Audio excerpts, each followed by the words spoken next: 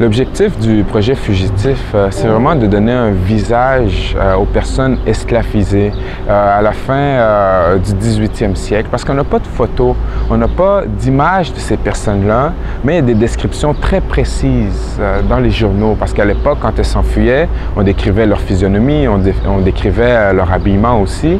Donc ça permet d'avoir une image à quoi pouvaient ressembler des personnes afrodescendantes et africaines au Québec dans la fin du 18e siècle.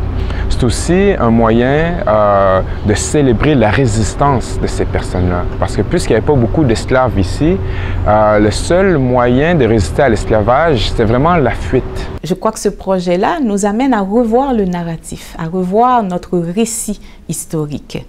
Je crois que c'est une opportunité pour la Commission de faire œuvre de pédagogie.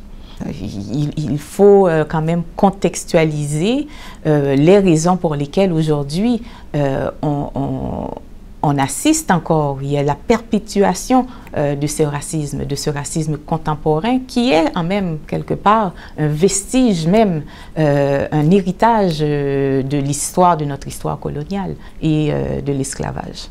La manière dont j'ai conçu cette exposition-là, c'est pour pouvoir toucher un public très large. C'est-à-dire que j'ai voulu garder l'exposition très simple, c'est-à-dire des images et les annonces de ces personnes esclavisées en fuite. Je voulais garder ça simple pour que des enfants puissent voir ces images et comprendre qu'il y a une présence afrodescendante et africaine au Québec depuis longtemps. Donc de voir des personnes noires habillées dans les vêtements du passé, ça permet de s'ancrer dans leur imaginaire. C'est un projet de collaboration qui s'inscrit dans le cadre de la décennie internationale des personnes d'ascendance africaine. Alors, vous savez que l'ONU a invité les États à mettre en place des initiatives pour favoriser la justice, le plein exercice des droits.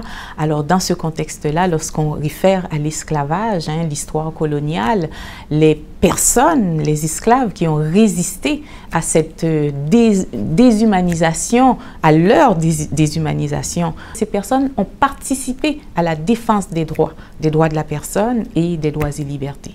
Le format virtuel de cette exposition permet de pérenniser ces images, permet de faciliter l'accès à toute personne, partout où elle se trouve. Donc, de ne pas attendre qu'elle puisse être dans un musée, dans une salle d'exposition. Bienvenue à Fugitif, une exposition et un outil éducatif. Alors, bonne visite.